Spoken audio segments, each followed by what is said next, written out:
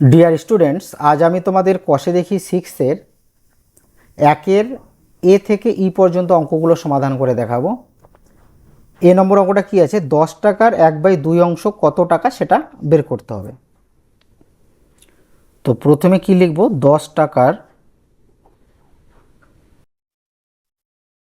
1/2 অংশ।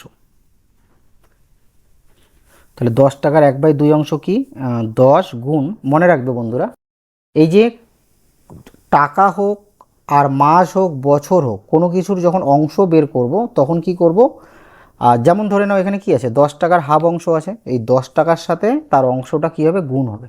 এটা মনে রাখবে, ঠিক আছে? অংশটা সবসময় টাকার সাথে গুণ হবে। তাহলে 5 দুগুণা 10, কত হলো, 5 টাকা। তাহলে 10 টাকার 1/2 অংশ হচ্ছে 5 টাকা। বি নম্বর অঙ্কটা কি আছে, 25 টাকার 1/5 অংশ। তাহলে লিখব 25 টাকার 1/5 অংশ। কি করব, টাকার সাথে অংশটা গুণ করব। তাহলে 25 গুণ 1/5। এটার মানে কি, এটার মানে হচ্ছে যে 25কে 5 ভাগ করে তার 1 ভাগ, মানে 25কে যদি আমরা 5 ভাগ করি, 5 5 25, ঠিক আছে? তাহলে 25কে 5 ভাগ করলে কি হবে, 5 5 করে হবে, তাই না? 25কে 5 ভাগ করলে হবে 5 5 5। তো 5 ভাগের 1 ভাগ, তাহলে 5 ভাগের 1 ভাগ মানে একটা 5 হবে, তাই না?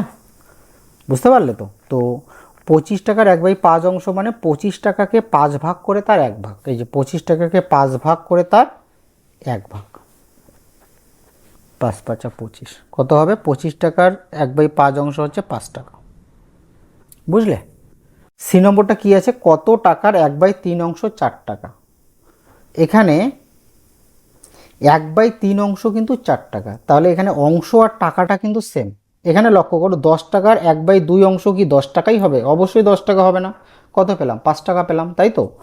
আর 25 টাকার 1/5 অংশ কত টাকা পেলাম, 5 টাকা পেলাম। কিন্তু কত টাকার 1/3 অংশ 4 টাকা, তার মানে 1/3 অংশ আর 4 টাকা কিন্তু সেম। তাহলে কত টাকার 1/3 অংশ 4 টাকা, যখন মনে রাখবে, যখন প্রথমে অংশ থাকবে পরে টাকা থাকবে, ঠিক আছে?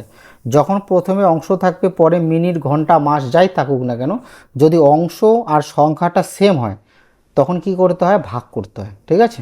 তাহলে এখানে ভাগ করতে হবে। তাহলে কি করব, 4 ভাগ 1/3। 4 ভাগ চিহ্নকে গুণ চিহ্ন বানাবো। তাহলে ভাগ চিহ্নকে গুণ চিহ্ন বানালে কি হবে, ডান পাশের ভগ্নাংশটা উল্টে যাবে, মানে হরের সংখ্যাটা লবে আসবে আর লবেরটা হরে যাবে। তাহলে 3 যাবে উপরে আর 1 নিচে, তার মানে কত পেলাম, 12। 12কে 1 দিয়ে ভাগ করলে 12ই হবে। তাহলে আমরা লিখতে পারি যে সুতরাং 12 টাকার 1/3 অংশ, 1/3 অংশ সমান সমান 4 টাকা। এখন লক্ষ্য করো, 12 টাকার 1/3 অংশ দেখো 4 টাকা হবে, ঠিক আছে? তারপরে ডি নম্বরটা কি আছে, কত মিনিটের 1/6 অংশ 6 মিনিট, তার মানে 1/6 অংশ যা 6 মিনিটও তা, ঠিক আছে? তাহলে কি করতে হবে, 6 ভাগ 1/6। তাহলে কি করব, 6 ভাগকে গুণ বানাবো, তাহলে এই 6টা উপরে, এটা নিচে আসবে 1টা, তাই না?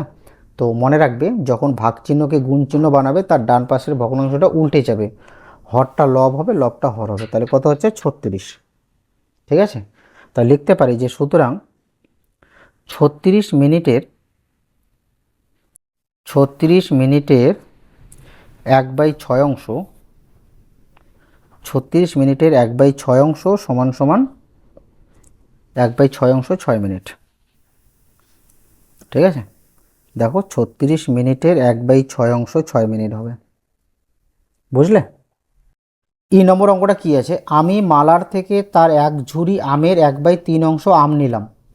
আমি যদি 7টি আম নিই, এখানে লক্ষ্য করো, ঝুড়ির 1/3 অংশ আম নিয়েছে এবং সে 7টা আম নিয়েছে, তার মানে 1/3 অংশই হচ্ছে 7টা আম। তাহলে কি করতে হবে, ভাগ করতে হবে। তাহলে লিখব যে মালার ঝুড়িতে আম ছিল, মালার ঝুড়িতে আম ছিল,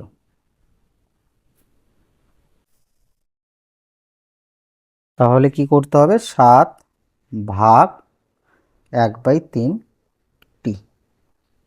তাহলে 7 ভাগ চিহ্নকে গুণ চিহ্নে নিয়ে আসবো, তাহলে ভগ্নাংশটা উঠে যাবে, 3 উপরে যাবে 1 নিচে, এতটি, তার মানে 21টি।